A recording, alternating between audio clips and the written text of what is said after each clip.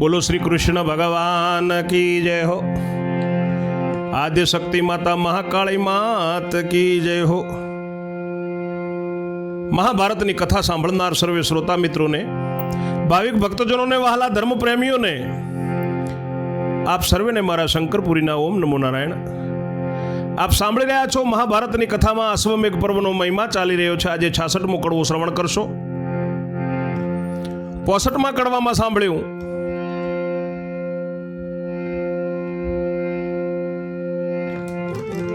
કે અર્જુનને ભગવાને જીવિત કર્યા.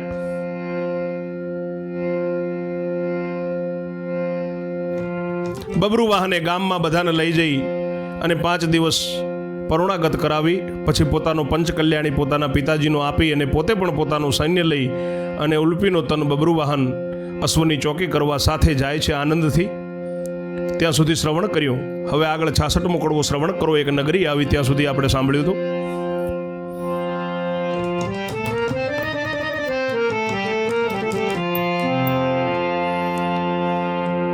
જય મુનિ ઋષિ એણી પેરે બોલ્યા કે સુણ જન્મે જય રાય, વિસ્તારી તુજને સંભળાવું અશ્વમેઘ મહિમાએ.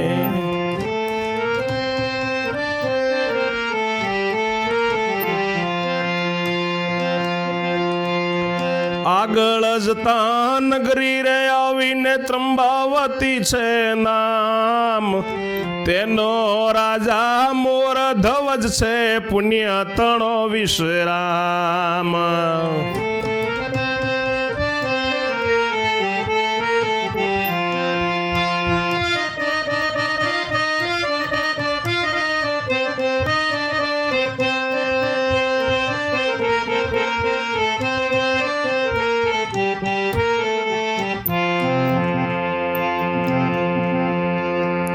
તામ્રધ્વજ છે દીકરો રે તેનો સદા રહેશે મગ્ન, પાંડવો જેવો મોર ધ્વજ ના ઘરે થાય છે યજ્ઞ.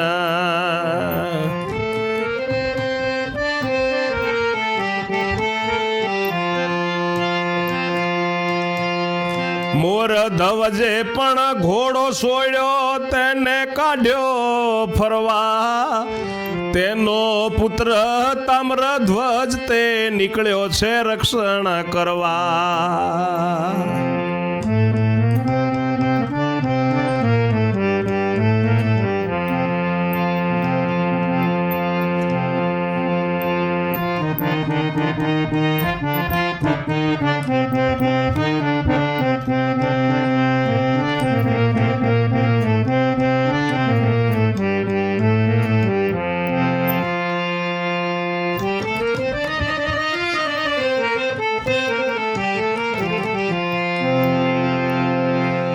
ઋષિવર કહે છે કે જન્મેજય રાજા સાંભળ, આ અશ્વમેઘ પર્વનો મહિમા સાંભળતા કોટી જન્મના પાપ મટે છે. આગળ જતા જતા એક નગરી આવી છે, ત્રંબાવતી નગરી એનું નામ છે ને એનો રાજા મોરધ્વજ છે. ખૂબ પુણ્યશાળી છે. એના દીકરાનું નામ તામ્રધ્વજ છે. અને એમના ઘરે પણ જેમ પાંડવોના ઘરે યજ્ઞ થાય છે એવો રાજા મોરધ્વજના ઘરે પણ યજ્ઞ થાય છે. મોરધ્વજ રાજાએ પણ ઘોડો છોડેલો છે અને એ ઘોડાને પણ ફરવા કાઢ્યો છે, અને એ ઘોડાનું રક્ષણ કરવા માટે એનો પુત્ર તામ્રધ્વજ નીકળ્યો છે. ભાગોળે એ તો યશ્વજ આવ્યો, પૂઠે આવ્યા બળિયા, એવામાં બે સામા સામી યજ્ઞના ઘોડા મળ્યા.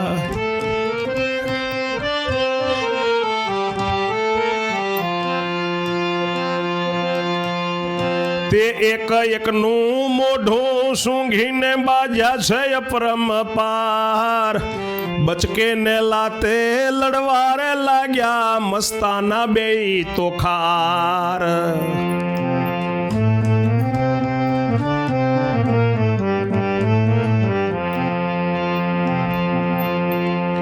તામ્રધ્વજે પાંડવના વાજીનું પત્ર વાંચી જોયું સાર, જાણ્યો કે લાવ ઘોડો બાંધું શું ક્ષત્રિય કુમાર.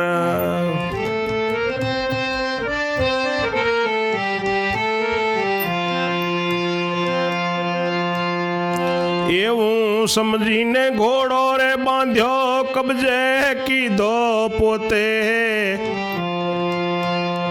પોતાનો પણ કબજે કીધો ઘોડો છોડ્યો હતો તે.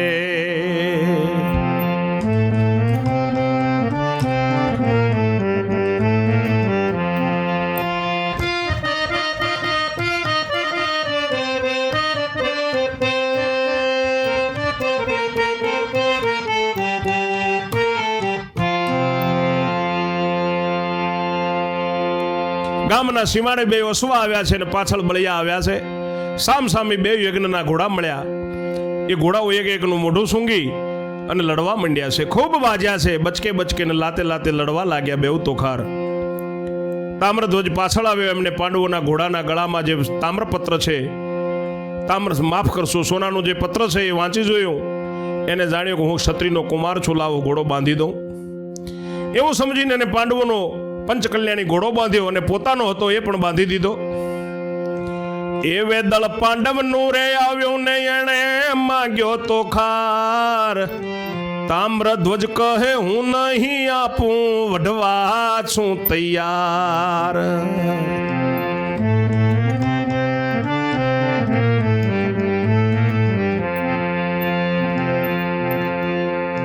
એમ અન્ય કઈ સાંભળીને ઘણા જ કોપે ચડ્યા. આયુધ લીધા હાથમાં ને વઢવા કૂદી પડ્યા.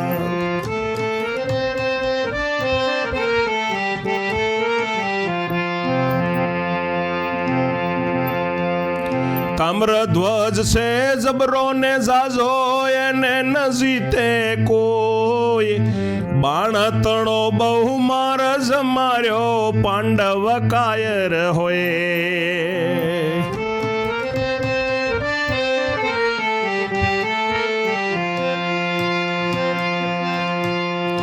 એવામાં એક બાણ જ લીધું ને મોહાસ્ત્ર મંત્ર નું સાર.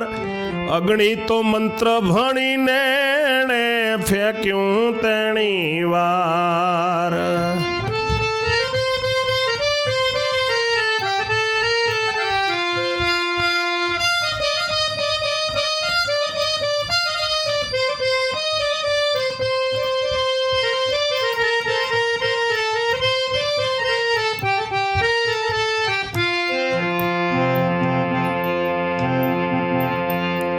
તેથી સૌની હૃદયા ભેદ્યા ને પ્રાણ જયું ચાચડ્યા. હાથીને ઘોડા ઊંટ બધા મૂર્છામાં સૌએ પડ્યા.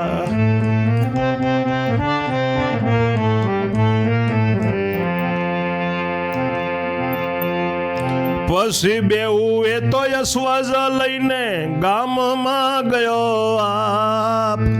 યજ્ઞ કરે ત્યાં ચાલીને આવ્યો, જ્યાં છે પોતાનો બાપ.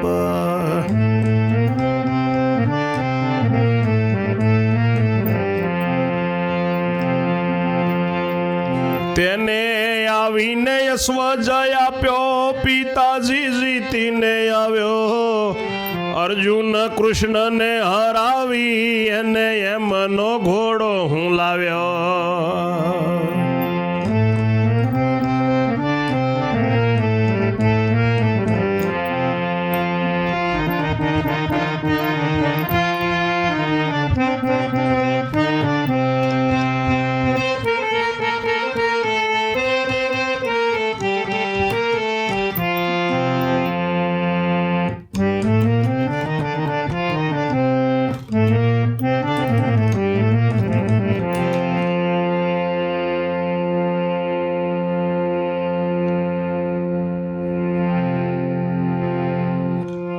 એટલામાં પાંડવોનું દળ આવ્યું ને એમને ઘોડો માગ્યો.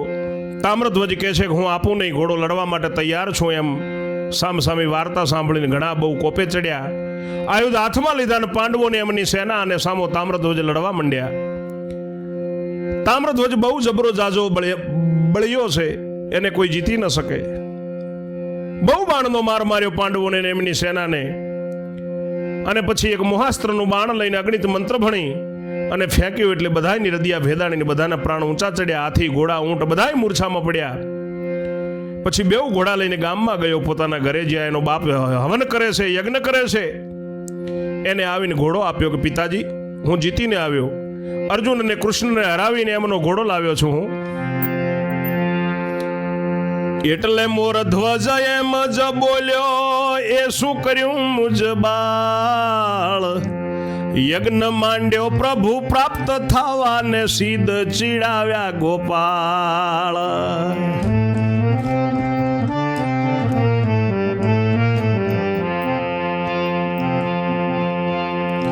એમ અતિ શોષણા એ કરે છે, એવામાં શું થાય? પાંડવ યોદ્ધાની મૂર્છા વળીને ઉઠ્યા છે યાદવરાય.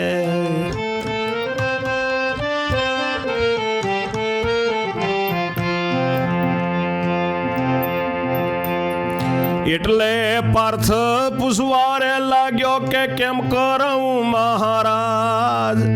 પ્રભુ કહે લડવાથી તમારી નથી રહેવાની લાજ.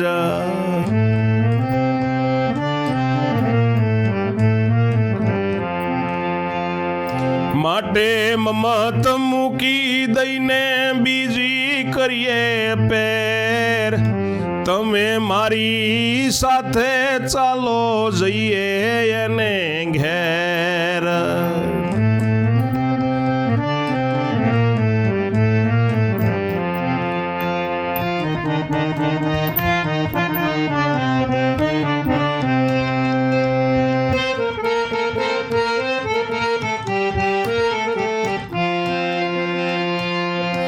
એમ કહીને બબરુ વાહનને સોંપી છે સૌ સેનાય. અર્જુન ને શ્રી કૃષ્ણ પ્રભુ ત્રંબાવતી ભણી જાય.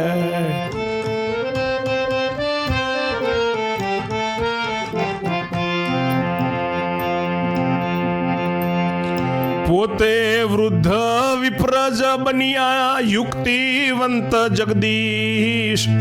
અર્જુનજીને વિપ્ર નાવે છે બનાવ્યો છે શિષ્ય.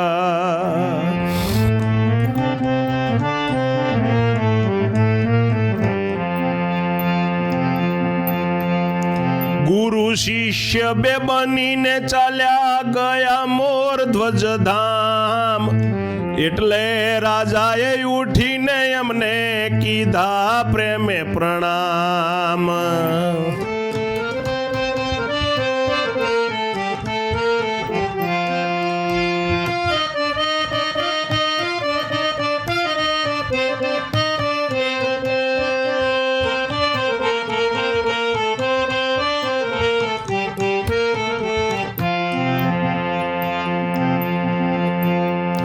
પધારો મહારાજાધિરાજ, તમે મને કર્યો છે પાવન.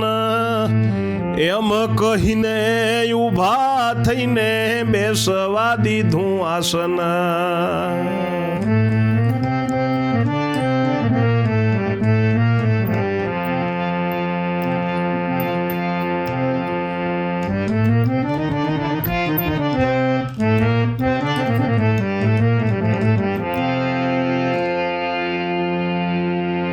પુત્ર એવું કહ્યું એટલે મોરધ્વજ રાજા કહે છે કે એ શું કર્યું તે મારા દીકરા? ભગવાનને પ્રાપ્ત કરવા માટે તો યજ્ઞ માંડ્યો હતો ને તે ગોપાળને ભગવાનને શા માટે ચીડાવ્યા? એમ મનમાં સોસાવા લાગ્યો ને એવામાં આ બાજુ શું થયું છે? પાંડવ યોદ્ધાઓની મૂર્છા વળી. ભગવાન યાદવરાવ પણ ઉઠ્યા છે. અર્જુન પૂછવા લાગ્યો કે હવે કેમ કરશું મહારાજ?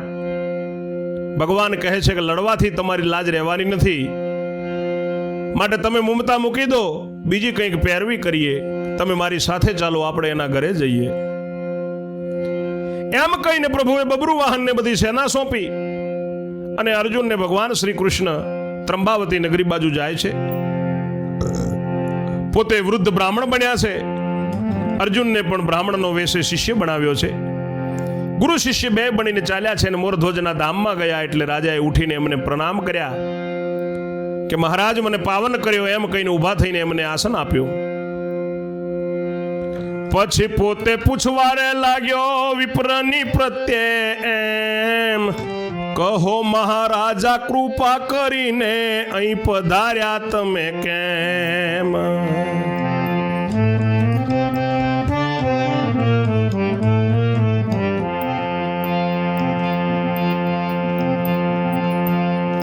એટલે બોલ્યા છે અંતરયામી કે મારે હતો એક તન, તેને તેડીને જાત્રાએ જતા તા માર્ગે આવ્યું વન.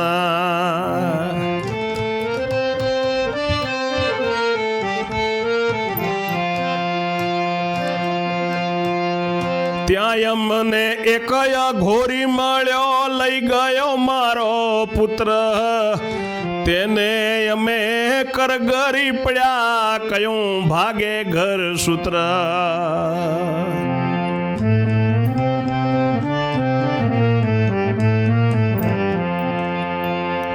મહારાજ મારા પુત્રને મૂકો ને બીજું માગો તે આપું. એટલે અઘોરી એમ જ બોલ્યો કે જા તારું કષ્ટ હું કાપું.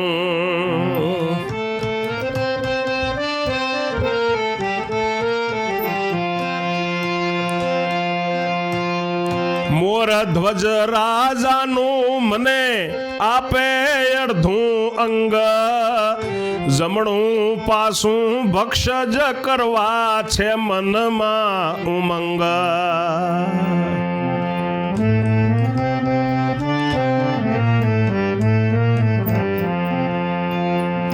તે અંગનું ભક્ષ કરીને આ પાછો આપું તારો તન, એવું સાંભળીને તારી પાસે હું આવ્યો છું રાજન.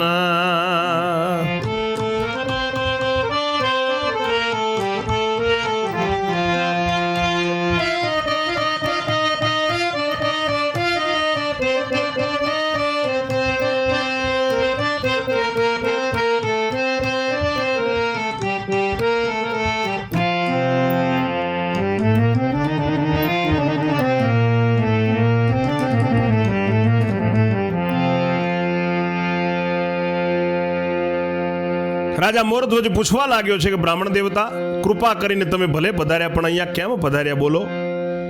એટલે ભગવાન અંતર્યામી બ્રાહ્મણના વેશમાં કહે છે કે મારે એક પુત્ર હતો, અને મારા પુત્રને તેડીને અમે યાત્રાએ જતા હતા, અને માર્ગમાં એક વન આવ્યો. ત્યાં અમને વનમાં એક અઘોરી મહારાજ મળ્યો, એ મારા પુત્રને લઈ ગયો. એને અમે કરગરી પડ્યા કે મારું ઘરસૂત્ર ભાગે, મારો એક જ પુત્ર છે, મહારાજ મારા પુત્રને મૂકી દો, અને બીજું જે માગો એ આપું તમને. એટલે અઘોરી એમ બોલ્યો કે જા, જો મોરધ્વજ રાજાનું તું મને જમણું અંગ અડધું આપે, એનું જમણું અંગ અડધું અંગ એટલે જમણું અંગ મને ભક્ષ કરવાનો મનમાં ઉમંગ છે, એ અંગનું હું ભક્ષ કરી અને તો જ તારો પુત્ર પાછો આપું. એવું સાંભળીને રાજા તારી પાસે હું આવ્યો છું. બ્રાહ્મણનો દીકરો યુગરે છે, શરીર તારું દેતા, તને પૂરો ધર્મિષ્ઠ જાણીને યાચના કીધી મેં તો.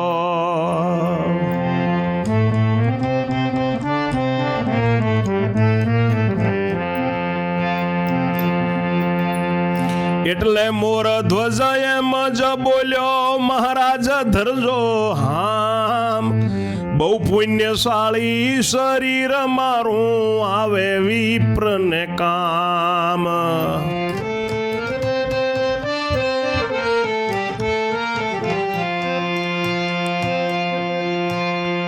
કહો કેવી રીતે તે આપું ત્યારે કયું જગજીવન, એક બાજઠ ઉપર બેસે તું તો બોલાવ તારો તન.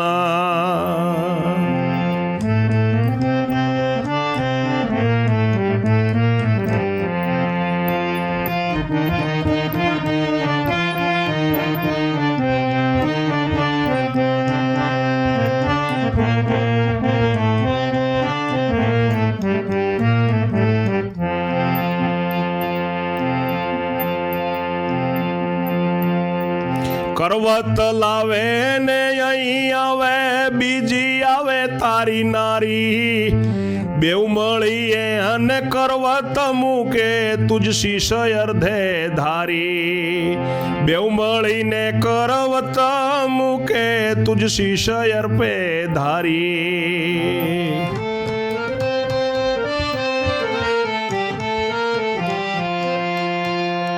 લાકડું વહેરે તેમ તુજને વેરે ધરીને ધર્મ નો ટેક કોઈના મનમાં દુઃખ ન ઉપજે ઓસુ ન આવે એક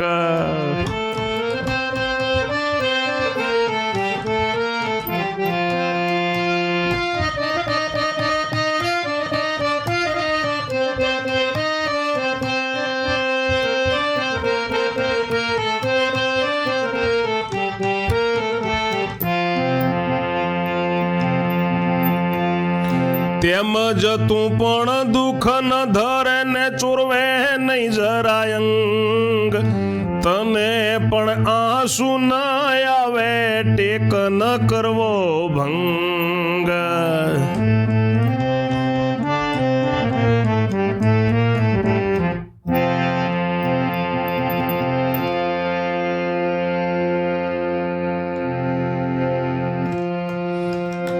એટલા માટે હું રાજા તારી પાસે આવ્યો છું ને બ્રાહ્મણનો દીકરો ઉગરે તારું શરીર આપતા તને પૂરો ધર્મિષ્ઠ જાણીને મેં આટલું માંગ્યું છે. એટલે મોરધ્વજ રાજા કહે છે કે મહારાજ બહુ પુણ્યશાળી શરીર છે મારું, બ્રાહ્મણને કામ આવે, કહો એ શરીર હું કેવી રીતે આપું. ત્યારે ભગવાન બ્રાહ્મણના વેશમાં કહે છે કે એક બાજોઠ એક પાટની ઉપર તું બેસે અને તારા દીકરાને બોલાવને કરવત લાવે ને બીજી તારી નારી આવે સામે, તારી પત્નીને તારો દીકરો સામસામી કરવત તારા માથા ઉપરથી મૂકે અને જેમ લાકડું વેરે છે એમ તને વેરે અને ધર્મનો ટેક ધરીને કોઈના પણ મનમાં દુઃખ ન ઉપજે, તને વેરતા ને આંખમાંથી એક આંસુ પણ ના આવે એમ તને પણ દુઃખ ન થાય, જરા પણ તારી આંખમાંથી પણ આંસુ ના આવે એવી રીતે તારું શરીર જોઈએ છે અડધું. એટલે મોરધ્વજ એમ જ બોલ્યો કે મહારાજ વચન થાપું તમારા કેવા પરમાણે શરીર મારું તો આપું.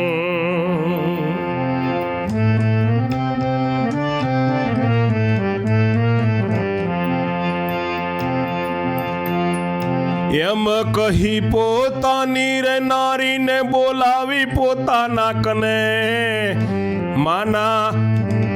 માતા પુત્રને ભેગા કરી કયું કરવત મૂકો મને.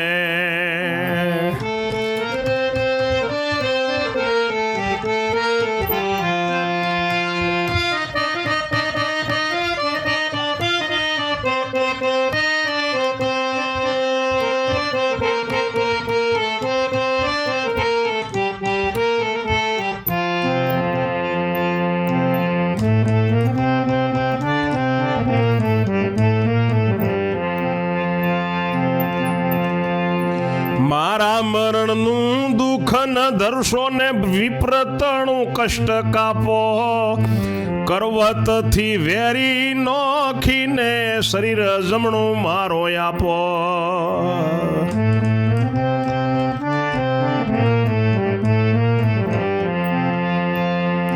મારી આજ્ઞા લોપશો માને કરશો નહીં સંતાપ, અંગ એ વિપ્રને આપો નહીં તો બ્રહ્મ હત્યાનું પાપ.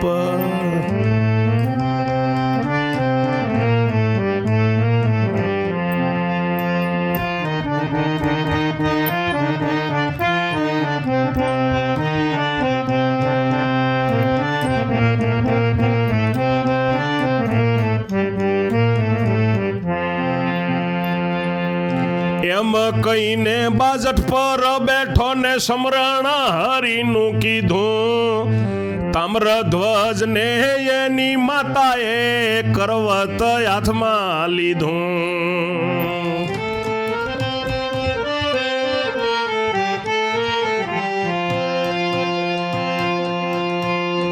સામા સામી બેઉ જણા યુભાને જોયા કરે જગદીશ, રામ રામ કેતા કરવત મૂક્યું મોરધ્વજને શીશ.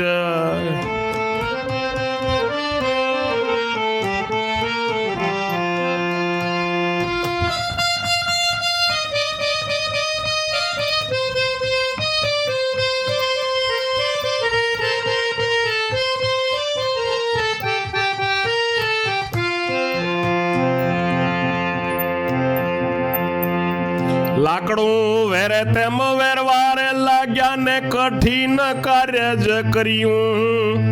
વેરતા વેરતા છાતી સુધી એક રવત ઉતર્યું.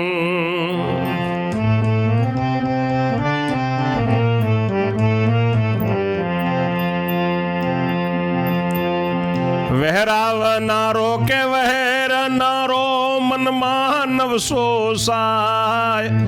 આનંદથી તે કામ કરે છે એવામાં શું થાય.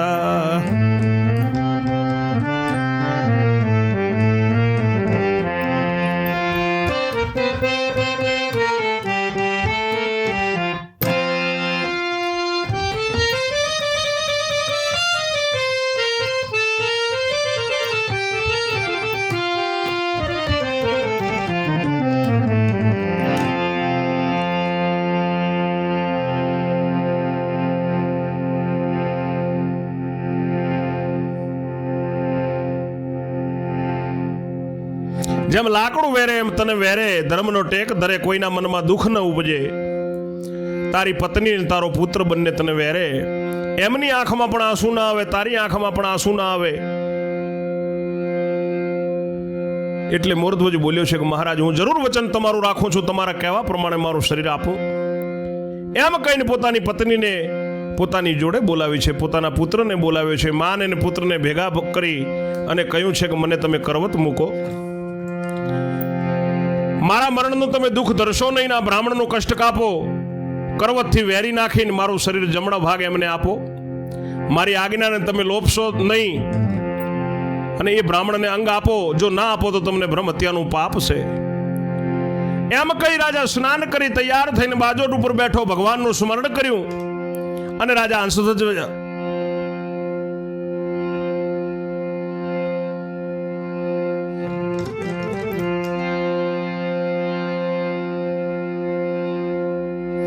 માફ કરશો, રાજા મોરધ્વજ તૈયાર થઈ બાજોટ ઉપર બેઠો છે. એનો પુત્ર અને એની પત્ની બંને કરવત લઈને તૈયાર થયા. હરિનું સ્મરણ કર્યું. માં અને દીકરે હાથમાં કરવત લીધું. સામસામે બે જણા ઊભા છે. ભગવાન જુએ છે. રામ રામ કહેતા એના માથા ઉપર શીશ ઉપર કરવત મૂક્યો. જેમ લાકડું વેરે કાષ્ટ વેરે એમ વેરવા લાગ્યા.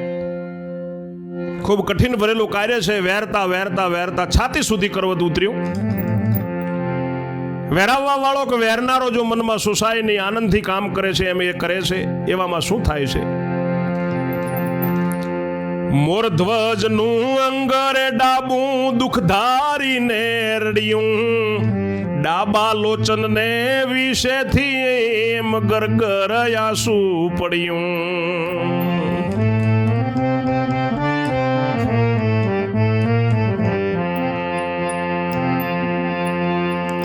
એટલે અંતરયામી બોલ્યા કે વહેરી ન નાખો ફાંસું. એ અંગ કામમાં નહીં આવે, નીકળ્યું નેત્રનું આંસુ.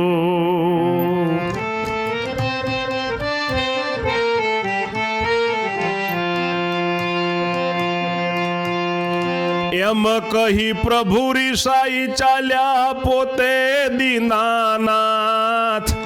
તબ મોર ધવજની નારીએ પકડ્યો પ્રભુનો હાથ.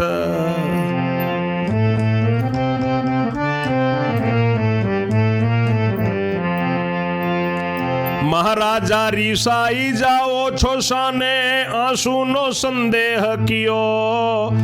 સાથી રડ્યું તે સજીવન કરીને પોતે પૂછી જુઓ.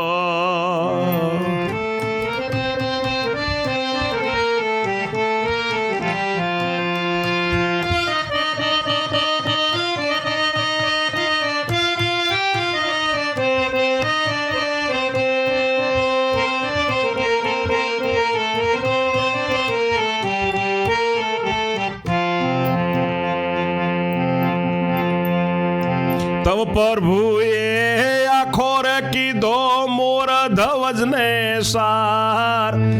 પછી પ્રેમે પુસવારે લાગ્યા પોતે જુગદાધાર.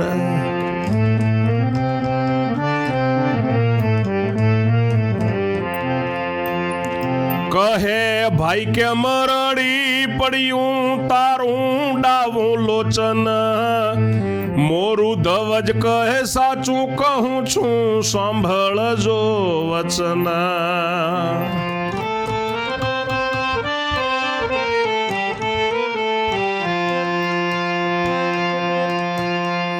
મારા ડાવા અંગના મનમાં ઉપજ્યું દારૂણ દુઃખ, એમ થયું કે અરે રે તારું કોઈએ ન ઈચ્છે મુખ. ડાવે પાસે સાપાપ કરેલા ને ડાવાનું કૃત્ય શું કહાવ્યું, મોટા પુરુષે માંગ્યું નહીં ને શુભ કામ ન આવ્યું.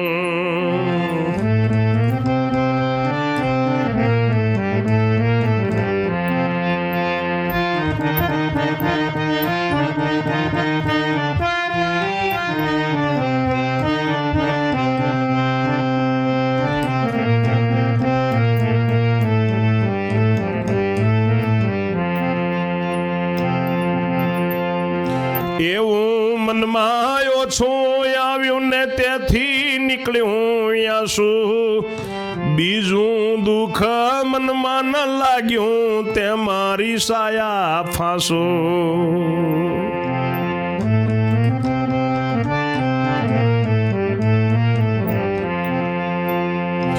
એવા દિનતાના વચન સુણીને હરખ્યા છે વિશ્વના ભૂપ, ઉભા થઈને દર્શન દીધા ધર્યું ચતુર્ભુજ રૂપ.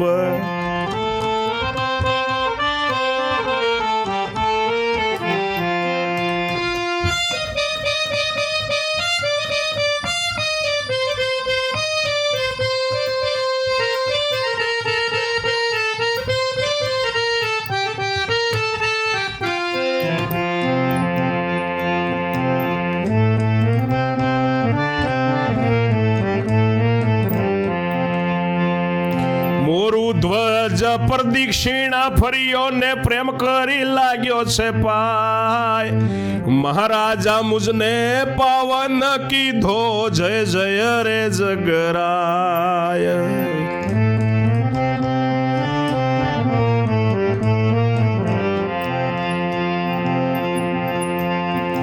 એવામાં સેના લઈને બબરું વાહન આવ્યો, મોરું ધવજે અર્જુન પુત્ર ને માન દઈને બોલાવ્યો.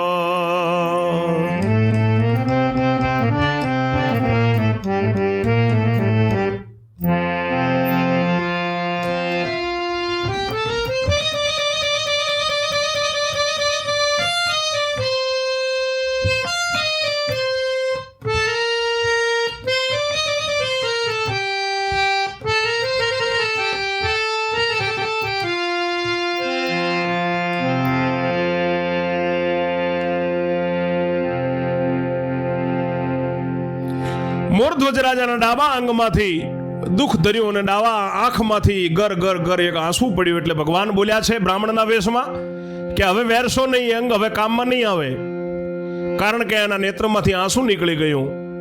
એમ કહીને ભગવાન રિસાઈને ત્યાંથી ચાલ્યા. તરત મોરધ્વજની નારીએ, રાજા મોરધ્વજની નારીએ ભગવાનનો હાથ પકડ્યો કે મહારાજ રિસાઈને શા માટે જાઓ છો?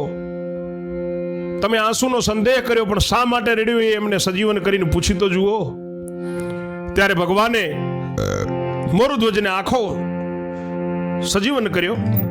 પછી પ્રભુ પૂછવા લાગ્યા છે કે ભાઈ તારો ડાવો આંખમાંથી આંસુ પડ્યું, ડાવી આંખ શા માટે રડી પડી?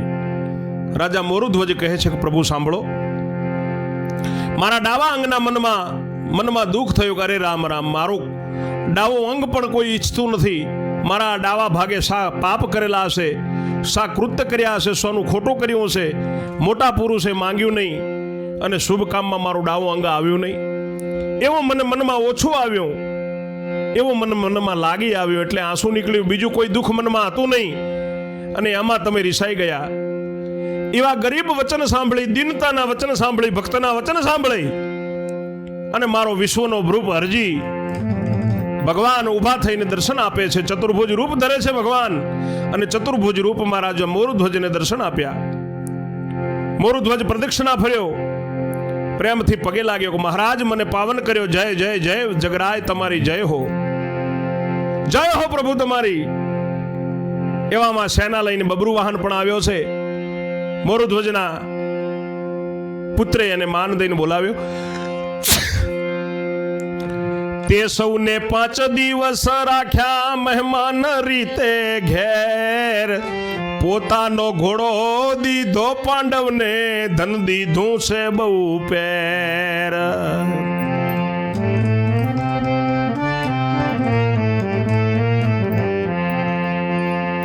પછી પોતે પાંડવ દળ સાથે જવા થયો છે તૈયાર, યજ્ઞનો સામાન મોકલી દીધો હસ્તિનાપુર નિર્ધાર.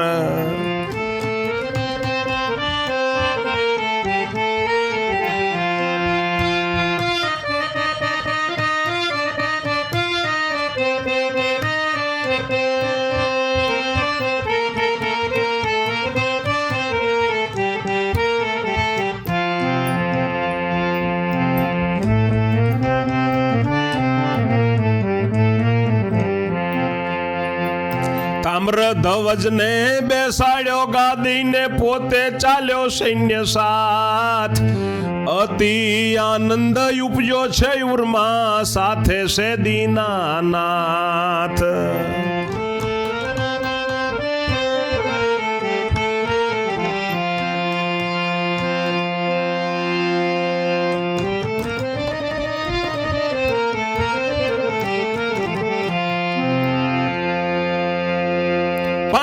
બધાને રાખ્યા છે મહેમાનની રીતે, અને પાંડવોનો ઘોડો, પાંડવોનો પંચકલ્યાણી અંશ અશ્વ પાંડવને પાછો આપ્યો અને બહુ ધન આપ્યું. અને રાજા મોરુધ્વજ પણ પાંડવોના દળ સાથે જવા માટે તૈયાર થયો. એમના જે યજ્ઞનો સામાન હતો એ બધો હસ્તિનાપુર મોકલી દીધો, અને પોતાના પુત્ર તામ્રધ્વજને ગાદી બેસાડ્યો, અને પોતે મોરુધ્વજ રાજા પણ સૈન્યની સાથે ઘોડાના રક્ષણ માટે સાથે નીકળ્યો છે. મનમાં અતિ ઉમંગ છે, ભગવાન સાથે છે.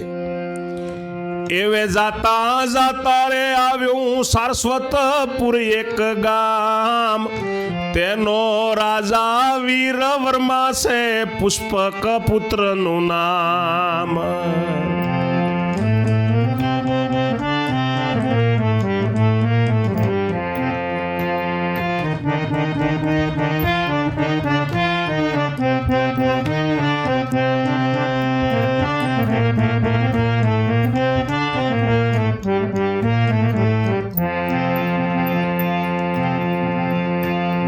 રાજાનો જમાઈ યમરાજા છે, રહે છે રાજાને ધામ. તેના નગરમાં ઘોડા પેઠા ને, પુષ્પકે જોયા તે ઠામ.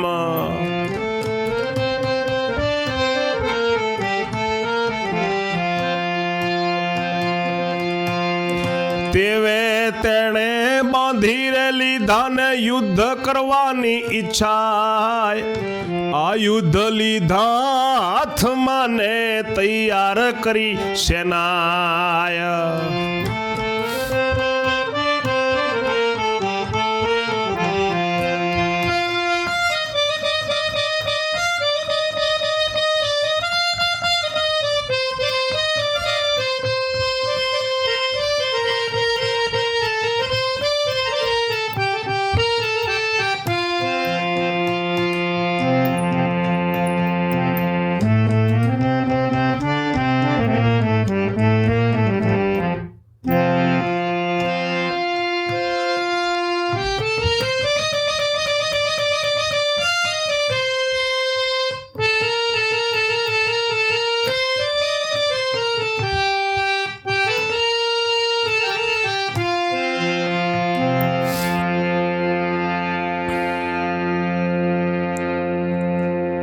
સૌ હરખભેર ચાલ્યા જાય છે. જતા જતા એક સારસ્વતપુર કરીને ગામ આવ્યું છે, નગર આવ્યું છે. અને એ સારસ્વતપુર ગામના નગરના રાજા વીરવર્મા છે. વીરવર્મા રાજાના પુત્રનું નામ પુષ્પક છે, અને રાજાના જમાઈ યમરાજા છે. અને યમરાજા એ રાજાના ધામમાં, રાજાની હવેલીમાં, રાજાના ઘરે જ, રજવાડામાં જ રહે છે. એમના નગરમાં ઘોડા પેઠા, પંચકલ્યાણી અશ્વ પેઠો છે. અને રાજાના પુત્ર વીરવનવાના પુત્ર પુષ્પકે ઘોડો જોયો છે. એણે ઘોડાને બાંધી લીધા. યુદ્ધ કરવાની ઈચ્છા છે. હાથમાં આયુધ લીધા અને સેનાને તૈયાર કરી.